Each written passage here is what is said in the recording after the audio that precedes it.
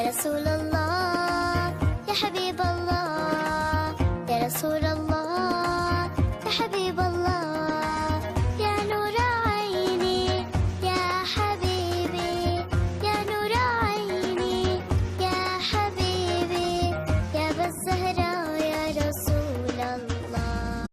Assalamu alaikum mes chers enfants, comment allez-vous? Vous m'avez beaucoup manqué. Nous avons vu dans l'épisode précédent comment la tribu de Khuza'a s'est emparée de la Mecque et s'est imposée comme gouverneur de celle-ci, et comment le puits de Zamzam fut détruit et son emplacement fut perdu. Nous avons vu également que Amr ibn Luhay, le chef de Khuza'a, a apporté des statues de pierre à la Kaaba. Les Arabes se détournèrent alors de l'adoration d'Allah, le Dieu seul et unique, vers l'adoration de ces pierres. Aujourd'hui, nous saurons comment la tribu de Quraysh, qui descend de notre prophète Ismaïl via son fils Adnan, est revenue gouverner à la Mecque. Le grand-père de notre noble messager, Qusay ben Kilab, qui était de la tribu de Quraysh, épousa la fille du chef de Khuza'a. Il était si intelligent, courageux et généreux qu'il succéda à la gouvernance de la Mecque après son beau-père qui était le chef. Il incita ensuite sa tribu de Quraysh de revenir s'installer à la Mecque. Il fit aussi reconstruire la Kaaba et utilisa le bois et les palmiers pour faire le plafond.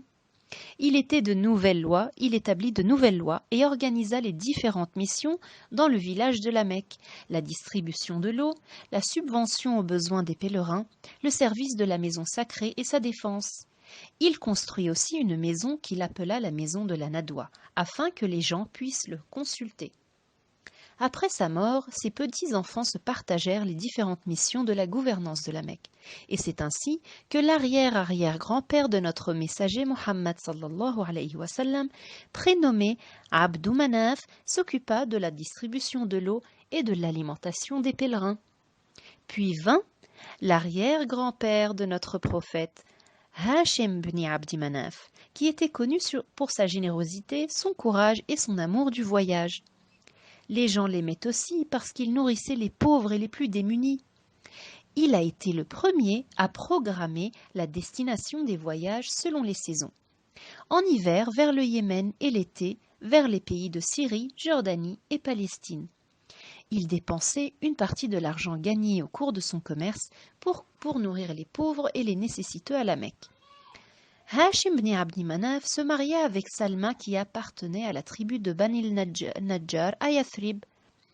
Ensemble, ils eurent un fils prénommé Shaybat al-Hamd, mais Hashim décéda après cela durant son voyage à Damas. Qui est Shaybat al-Hamd, le grand-père de notre messager Muhammad sallallahu alayhi wa sallam, et pourquoi son nom fut modifié pour devenir Abd el-Muttalib? Quelle est l'histoire de la recherche du puits de Zamzam et l'histoire du sacrifice?